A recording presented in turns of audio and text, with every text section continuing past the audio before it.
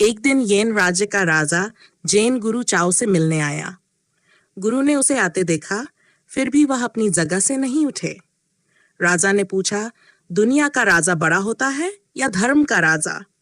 चाओ ने शांत भाव से कहा, मनुष्यों के राजाओं में मैं सबसे बड़ा हूँ और धर्म के राजाओं में भी मैं ही सबसे बड़ा हूँ। ये अनोखा उत्तर सुनकर राजा बहुत प्रसन्न हुआ। अगले दिन एक सेनापति चाओ से मिलने आया। इस बार गुरु उसे देखते ही अपनी जगह से उठ खड़े हुए और उसका पहले से भी अधिक आदर सत्कार किया। सेनापति के जाने के बाद शिष्यों ने पूछा, गुरुदेव, आपने एक छोटे पद वाले व्यक्ति के लिए तो उठकर स्वागत किया, लेकिन राजा जैसे सबसे ऊंचे पद वाले व्यक्ति के लिए क्यों नहीं? चाओ मुस्कुराए और बोले, तुम अभी नहीं समझते। जो सबसे ऊंची गुणवत्ता वाले लोग होते हैं, उनके आने पर मैं अपनी जगह से नहीं उठता।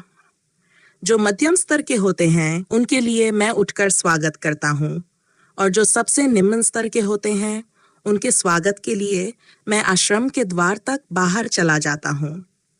पिछले 2000 वर्षों में मनुष्य की सोच और उसके मूल्य बहुत बदल गए हैं।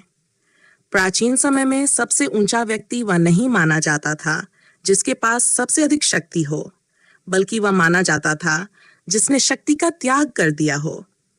ये बात बहुत गहरी है, क्योंकि शक्तिशाली बनने की इच्छा तो बहुत सामान्य है, लेकिन जो व्यक्ति शक्ति हाथ में होने के बावजूद उसे छोड़ने में सक्षम हो जाता है, उसने अपने भीतर एक गहरी अखंडता प्राप्त कर ली होती है।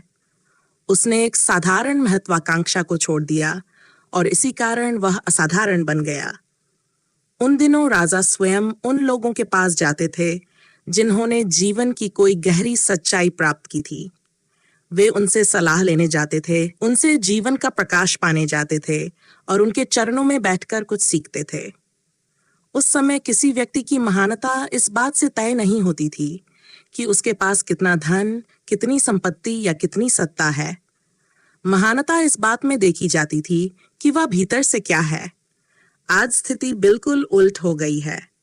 मनुष्य का ध्यान इस बात पर अधिक है कि तुम्हारे पास क्या है, बजाय इसके कि तुम स्वयं क्या हो।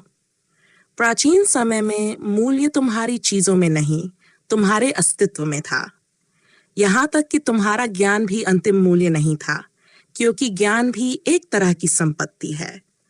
असली मूल्य तुम्हारे भीतर था, तुम्हारे शुद्ध अस्तित्व में, तुम्हारे भीतर के उस केंद्र में जहाँ कोई दिखावा नहीं था। सिकंदर महान की एक कहानी है। वह डायोजनीज नाम के एक व्यक्ति से मिलने गया था। डायोजनीज के पास कुछ भी नहीं था। वह लगभग नग्न रहता था और एक फकीर की तरह जीवन जीता था। फिर भी ये याद रखना बहुत सुंदर है कि दुनिया का इतना बड़ा विजेता सिकंदर भी उसके पास जाने का साहस रखता था। सिकंदर के सेनापति, उसके प्रधानमंत्री और उसके मंत्री सभी उसके इस निर्णय के खिलाफ थे। उन्होंने कहा, आप उसके पास क्यों जा रहे हैं? उसके पास है ही क्या? वह तो बिल्कुल खाली हाथ है। सिकंदर ने कहा, मैं जानता हूं कि उसके पास कुछ भी नहीं है, इसी वजह से मैं उसके पास जा रहा हूं। मैंने सुना है कि वह भीतर से बहुत गहरा और स्थिर व्यक्ति है। उसके भीतर एक मजबूत केंद्र है। मैं ऐसे व्यक्ति को देखना चाहता हूं जिसके भीतर कोई केंद्र हो। मैं स्वयं बिखरा हुआ हूं। मुझे नहीं पता कि भीतर से केंद्रित होना क्या होता है। उसके पास बाहर कुछ भी नहीं है, लेकिन उसके पास स्वयं का अस्तित्व है, और यही असली संपत्ति है। येन का राजा भी इसी तरह की खोज में गुरु चाओ के पास गया था। वह उन्हें देखने पहुंचा, लेकिन चाओ ने राजा को आते देखा और अपनी जगह से उठे तक नहीं। सामान्य तौर पर तो ऐसा होना असंभव था। राजा आपके पास आए तो आपको खड़ा होकर उसका स्वागत करना चाहिए। यह एक सामाजिक औपचारिकता थी, लेकिन चाओ ने उस औपचारिकता को महत्व नहीं दिया। लेकिन येन का राजा शायद उन सब से भी अलग था। उसमें उस समझ की गहराई थी जो शायद सिकंदर में भी नहीं थी। वह समझता था कि किसी व्यक्ति की महानता उसकी सत्ता में नहीं, उसके भीतर की अवस्था में होती है। इसीलिए जब वह चाओ के सामने पहुंचा और गुरु अपनी जगह से नहीं उठे, तो राजा ने इसे अपने अपमान के रूप में नहीं लिया। उसने समझने की कोशिश की कि एक ऐसा व्यक्ति जिसके सामने राजा और भिखारी समान हैं, वह वास्तव में किस अवस्था में जी रहा है। यही उस कहानी का सबसे गहरा बिंदु है। चाओ राजा का सम्मान नहीं कर रहे थे, ऐसा नहीं था। उनके लिए व्यक्ति की बाहरी स्थिति नहीं, उसकी आंतरिक गुणवत्ता महत्वपूर्ण थी। और शायद इसी कारण ये राजा उनके सामने जाकर बैठ सका। उसके पास सत्ता थी, लेकिन सत्ता का अहंकार नहीं था।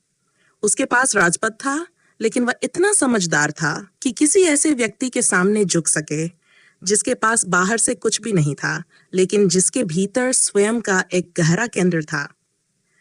कहानी आगे कहती है, बताइए एक सांसारिक राजा बड़ा होता है या धर्म का राजा? ये सवाल सुनने में बहुत साधारण लगता है, लेकिन राजा ने यह प्रश्न एक खास उद्देश्य से पूछा था। वह देखना चाहता था कि चाओ भी दूसरे धार्मिक लोगों की तरह झूठी विनम्रता दिखाते हैं या नहीं। धार्मिक लोग अक्सर कहते रहते हैं, मैं कुछ भी नहीं हूं, मैं कोई नहीं हूं। लेकिन अगर उनकी आंखों में देखो तो आंखें कुछ और ही कहती हैं। उनके व्यवहार को ध्यान से देखो तो उसमें एक छिपा हुआ भाव दिखाई देता है। मैं तुमसे अधिक पवित्र हूं, मैं तुमसे ऊंचा हूं। वे कहते हैं हम कुछ भी नहीं हैं, लेकिन बहुत सूक्ष्म और चालाक तरीके से यह भी जताते रहते हैं कि हम संत हैं। राजा ने पूछा, एक सांसारिक राजा बड़ा है या धर्म का राजा? चाओ ने उत्तर दिया, मनुष्यों के राजाओं में मैं ऊंचा हूं और धर्म के राजाओं में भी मैं ऊंचा हूं। ये उत्तर सुनकर शायद तुम्हें लगे कि चाओ में तो बहुत अहंकार है, लेकिन ज़ेन का व्यक्ति साधारण अर्थों में विनम्र नहीं होता। वह केवल वही कहता है जो सत्य है। चाओ अपने बारे में कोई दावा नहीं कर रहे थे, वे केवल एक तथ्य बता रहे थे। वे कह रहे थे कि जिस अवस्था में वे हैं वह अवस्था सर्वोच्च है। यह ऐसी अवस्था है जहां मन शांत हो गया है, जहां विचारों का शोर नहीं है, जहां कोई अहंकार नहीं है। इसलिए वे कह रहे हैं कि यह अवस्था मनुष्यों के राजाओं से भी ऊंची है और धर्म के राजाओं से भी ऊंची है। एक बार श्री रामकृष्ण परमहंस को एक महान चित्रकार ने उनका एक चित्र भेंट किया। रामकृष्ण ने चित्र को देखा, फिर उसके सामने झुक गए और उसके चरण छूने लगे। चित्र उनका अपना था। चित्रकार हैरान रह गया और शिष्य भी समझ नहीं पाए कि रामकृष्ण ऐसा क्यों कर रहे हैं। एक शिष्य ने पूछा, परमहंस देव, आप अपने ही चित्र के चरण क्यों छू रहे हैं? रामकृष्ण ने कहा, तुमने पहले क्यों नहीं बताया? मुझे ऐसा नहीं करना चाहिए था। लोग सोचेंगे कि मैं पागल हो गया हूं, लेकिन सच यह है कि मैं पूरी तरह भूल गया था कि यह मेरा चित्र है। मुझे इसमें केवल चेतना की वह सर्वोच्च अवस्था दिखाई दी। उन्होंने कहा, यह रामकृष्ण का चित्र नहीं है, यह समाधि की अवस्था का चित्र है। रामकृष्ण तो इसमें महत्वपूर्ण ही नहीं है। यह चित्र बुद्ध का भी हो सकता था, कृष्ण का भी, ईसा का भी। यह केवल संयोग है कि चित्र मेरा है। चित्रकार ने उस चीज को पकड़ लिया है जिसे शब्दों में व्यक्त करना लगभग असंभव है। मैं स्वयं को रोक नहीं पाया, मुझे उसके सामने झुकना ही पड़ा। इसी बात को चाओ के उत्तर में भी समझना जरूरी है। जब वे कहते हैं मनुष्यों के राजाओं में मैं ऊंचा हूं और धर्म के राजाओं में भी मैं ऊंचा हूं, तो वे वास्तव में अपने व्यक्ति की बात नहीं कर रहे। वे उस अंतिम अवस्था की बात कर रहे हैं जिसमें वे स्थित हैं, क्योंकि जहां अहंकार समाप्त हो गया वहां मैं बचा ही नहीं।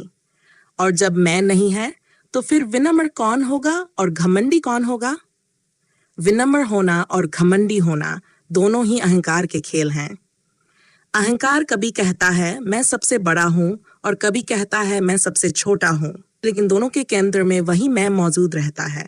जो व्यक्ति वास्तव में उस अवस्था तक पहुंच गया है वह ना घमंडी होता है और ना विनम्र, वह बस होता है। उसके शब्दों का संबंध उसकी व्यक्तिगत पहचान से नहीं रहता। वह एक दर्पण की तरह हो जाता है जो केवल सत्य को प्रतिबिंबित करता है। चाओ उसी अंतिम सत्य की बात कर रहे थे जिसके साथ वे एक हो चुके थे। राजा ने यह बात समझ ली। इसीलिए अगला वाक्य बहुत महत्वपूर्ण है कि यह आश्चर्यजनक उत्तर सुनकर राजा बहुत प्रसन्न हुआ। ये उत्तर वास्तव में आश्चर्यजनक था, क्योंकि सामान्य रूप से धार्मिक लोगों से ऐसे शब्द सुनने को नहीं मिलते। मैंने हाल ही में एक बड़े धर्मगुरु का एक इंटरव्यू देखा। होस्ट ने उनसे पूछा, कि वे उन संत के बारे में क्या सोचते हैं जिनके दर्शन के लिए हर सुबह हजारों लोग इकट्ठा होते हैं, जिन्हें सुनने के लिए लंबी कतारें लगती हैं और जिनसे मिलने के लिए बड़े बड़े लोग भी आते हैं। लेकिन उनका उत्तर सुनकर मैं चौंक गई। उनके शब्दों में उस संत के प्रति कोई सम्मान या निष्पक्षता नहीं थी, बल्कि एक अजीब सी ईर्ष्या और कुंठा झलक रही थी। उन्होंने कहा, अरे सब डोंग है, वे एक संस्कृत श्लोक भी नहीं बोल पाएंगे और मैंने तो लाखों श्लोकों की रचना की है। बस इतना सुनना था कि उस व्यक्ति के प्रति मेरे मन में बचा हुआ सारा सम्मान समाप्त हो गया, क्योंकि किसी दूसरे की लोकप्रियता को देखकर उसे समझने की कोशिश करने के बजाय यदि आपकी पहली प्रतिक्रिया उसे छोटा साबित करने की हो, तो आपकी विद्वता चाहे कितनी भी बड़ी क्यों ना हो, वह आपके चरित्र की कमी को छिपा नहीं सकती। सच्चा संत ये नहीं देखता कि कितने लोग उसके पीछे चल रहे हैं और ना ही उसे अपनी श्रेष्ठता सिद्ध करने के लिए किसी दूसरे संत को नीचा दिखाने की आवश्यकता होती है। ज्ञान जितना गहरा होता है, अहंकार उतना ही शांत होता जाता है। और जब किसी की विद्वता उसे विनम्र बनाने के बजाय दूसरों के प्रति ईर्ष्यालु बना दे, तो फिर सवाल ये नहीं रहता कि उसने कितने श्लोक लिखे हैं। सवाल यह होता है कि उन श्लोकों ने उसके भीतर कितना सत्य जगाया है। और धार्मिक अहंकार कई बार सामान्य अहंकार से भी अधिक खतरनाक होता है, क्योंकि सामान्य अहंकार कम से कम दिखाई तो देता है, लेकिन जब अहंकार विनम्रता का मुखौटा पहन लेता है, तब उसे पहचानना बहुत कठिन हो जाता है। लोग विनम्रता का सम्मान करते हैं। व्यक्ति कहता है, मैं कुछ भी नहीं हूं, लेकिन भीतर चाहता है कि लोग कहें, कितना महान संत है, कितना विनम्र व्यक्ति है। यही अहंकार की चाल है। वह अब सीधे सम्मान नहीं मांगता, बल्कि विनम्रता के रास्ते से सम्मान प्राप्त करता है। इसी कारण चाओ का उत्तर इतना महत्वपूर्ण है। राजा शायद उम्मीद कर रहा था कि चाओ कहेंगे, मैं तो कुछ भी नहीं हूं, मैं तो आपके चरणों की धूल हूं, मैं तो मानवता का सेवक हूं, भगवान का सेवक हूं। लेकिन चाओ ने ऐसा कुछ नहीं कहा। उन्होंने सीधा कहा, मनुष्यों के राजाओं में मैं ऊंचा हूं और धर्म के राजाओं में भी मैं ऊंचा हूं। उन्होंने केवल तथ्य बताया। इसमें कोई दिखावा नहीं था, कोई विनम्रता का अभिनय नहीं था और ना ही स्वयं को महान साबित करने की कोशिश थी। वास्तव में इस उत्तर के द्वारा चाओ राजा का बहुत गहरा सम्मान कर रहे थे। वे जैसे कह रहे थे, मैं तुमसे सत्य छिपाऊंगा नहीं, क्योंकि मुझे विश्वास है कि तुम सत्य को समझने की क्षमता रखते हो। सत्य को छोटा करके बोलना सम्मान नहीं है। किसी व्यक्ति को उसकी समझ से छोटा समझकर उसके सामने झूठी विनम्रता दिखाना भी सम्मान नहीं है। असली सम्मान यह है कि तुम सत्य को उसी रूप में कहो जैसा वह है और सामने वाले पर भरोसा रखो कि वह उसे समझ सकेगा। इसीलिए राजा प्रसन्न हुआ। पहली बार सुनते हुए तुम्हें आश्चर्य हो सकता है कि राजा नाराज क्यों नहीं हुआ। आखिर चाओ ने केवल राजा से ही नहीं, बल्कि धर्म के दूसरे राजाओं से भी स्वयं को ऊंचा बताया था। फिर भी राजा प्रसन्न था, क्योंकि चाओ ने राजा को इतना सम्मान दिया था कि उन्होंने उसके सामने कोई झूठ नहीं बोला। उन्होंने कोई बनावटी विनम्रता नहीं दिखाई। उन्होंने सत्य को बिल्कुल नग्न रूप में उसके सामने रख दिया और भरोसा किया कि राजा उसे समझ सकेगा। जब तुम किसी वास्तविक गुरु के सामने जाते हो, तो कई बार केवल एक दृष्टि ही पर्याप्त होती है। गुरु को तुम्हारा परिचय जानने के लिए तुम्हारे शब्दों की जरूरत नहीं होती। वह तुम्हें तुम्हारे भीतर तक देख सकता है। वह देख सकता है कि तुम सोए हुए हो या जाग रहे हो। वह देख सकता है कि तुम अभिनय कर रहे हो या वास्तविक हो। वह देख सकता है कि तुम केवल एक मुखौटा हो या तुम्हारे भीतर सचमुच कुछ खटा है। वह देख सकता है कि तुम इस समय जीवन की सीढ़ी पर कहाँ खड़े हो। और शायद यही कारण है कि चाओ ने राजा के सामने कोई औपचारिकता नहीं निभाई। उन्होंने राजा को उसकी उपाधि से नहीं देखा, उन्होंने उसके भीतर छिपी संभावना को देखा। फिर अगले दिन एक सेनापति चाओ से मिलने आया। इस बार चाओ न केवल अपनी जगह से उठे, बल्कि उन्होंने सेनापति का राजा से भी अधिक आदर सत्कार किया।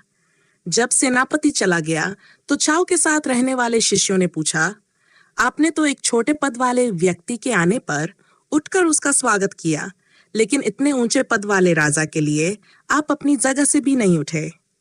ऐसा क्यों? शिष्य केवल बाहरी चीज देख पा रहे थे।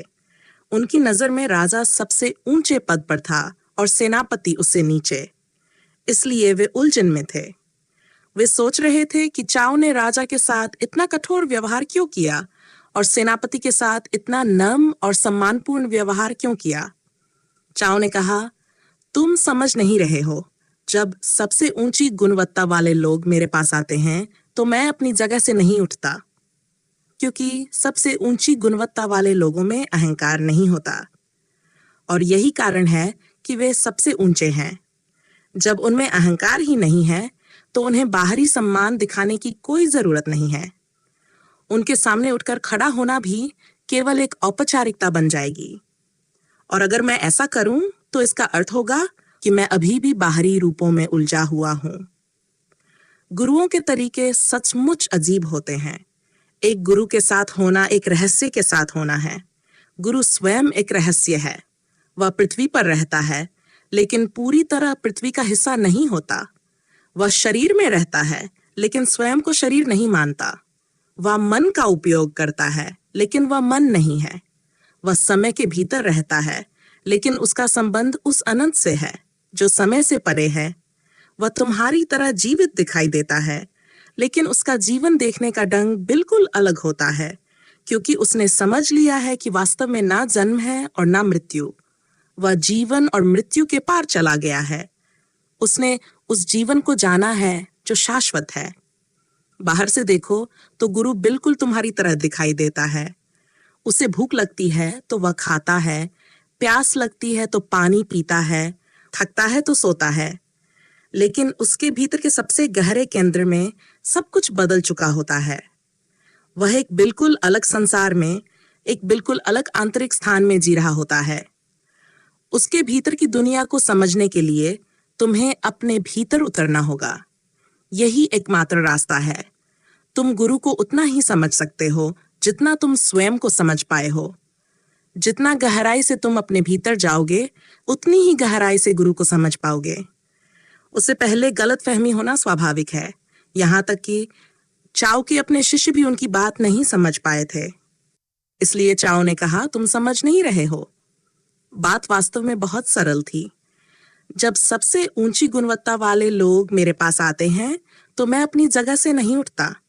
ऐसा करके मैं उनका अनादर नहीं करता, बल्कि मैं उन्हें सम्मान दे रहा हूं। मैं जैसे उनसे कह रहा हूं, मैं देख रहा हूं कि तुमने उस अवस्था की कुछ झलक पाली है जहां मन शांत हो गया है। तुम्हारा अहंकार अब कोई ठोस चीज नहीं रहा। तुम सम्मान पाने के लिए लालायित नहीं हो, इसलिए मैं तुम्हें बाहरी औपचारिक सम्मान नहीं दे रहा हूं। हम हर चीज को एक रस्म में बदल देते हैं। प्रेम को विवाह बना देते हैं, ईसा को चर्च में बदल देते हैं, बुद्ध को पत्थर की मूर्तियों में बदल देते हैं। महान सत्य साधारण शास्त्र बन जाते हैं जिन्हें पढ़ने के बजाय पूजा जाने लगता है। मनुष्य की एक बड़ी कला है, वह हर ऊंची चीज को अपने स्तर तक नीचे ले आता है। वह स्वयं बुद्ध के स्तर तक उठने की कोशिश नहीं करता, वह बुद्ध को अपने स्तर तक ले आता है। जब कोई गुरु जीवित होता है तब यह करना कठिन होता है। वह तुम्हारे स्तर तक आने से इनकार करता है। वह बिना समझौते के जीता है, इसलिए तुम्हें उसके सामने झुकना पड़ता है। लेकिन जैसे ही गुरु संसार से चला जाता है, सब कुछ आसान हो जाता है। अब तुम उसकी मूर्ति बना सकते हो, उसके मंदिर बना सकते हो, उसकी पूजा कर सकते हो, उसके संदेश को एक औपचारिक धर्म में बदल सकते हो। सब कुछ आरामदायक हो जाता है, सब कुछ सुविधाजनक हो जाता है। यही मनुष्य की मानसिकता है। वह सत्य से अधिक सुविधा चाहता है, वह परिवर्तन से अधिक आराम चाहता है, वह स्वतंत्रता से अधिक सुरक्षा चाहता है, वह सत्य की कठिन यात्रा से अधिक एक सुविधाजनक व्यवस्था पसंद करता है। लेकिन गुरु का काम तुम्हें सुविधा देना नहीं है। गुरु का काम तुम्हें सुरक्षित महसूस कराना नहीं है। गुरु तुम्हें तुम्हारी पुरानी सुरक्षा से बाहर धकेलेगा। वह तुम्हें अधिक से अधिक असुरक्षा में जाने के लिए मजबूर करेगा, क्योंकि उसी असुरक्षा में तुम्हारा पुराना अहंकार टूट सकता है। गुरु तुम्हें सुविधा नहीं देगा, वह तुम्हें विद्रोह की ओर ले जाएगा। वह तुम्हें उन सभी झूठी मान्यताओं के खिलाफ खड़ा करेगा जिनके सहारे तुम अब तक जीते आए हो, क्योंकि उसका उद्देश्य तुम्हें आराम देना नहीं, तुम्हें जगाना है। अगर तुम्हारी प्राथमिकता भी सुरक्षा, सुविधा और आराम ही है, तो तुम गुरु को समझ नहीं पाओगे। तुम उसे भी अपनी सुविधा के अनुसार बदलने की कोशिश करोगे। तुम उसकी बातों को रस्म बना दोगे, उसके शब्दों को पूजा की वस्तु बना दोगे और उसके सत्य को फिर से एक सुरक्षित व्यवस्था में बदल दोगे। लेकिन गुरु की पूरी दिशा केवल एक है, वो है सत्य, क्योंकि मुक्ति केवल सत्य से आती है। बाकी सब कुछ, चाहे वह कितना भी सुविधाजनक क्यों ना हो, अंत में बंधन बन जाता है। सबसे ऊंची गुणवत्ता वाला व्यक्ति गुरु के संपर्क में आते ही भक्त बन जाता है। मध्यम गुणवत्ता वाला व्यक्ति तुरंत शिष्य बन जाता है, लेकिन सबसे निम्न गुणवत्ता वाला व्यक्ति वर्षों तक, कभी-कभी कई जन्मों तक केवल विद्यार्थी ही बना रहता है।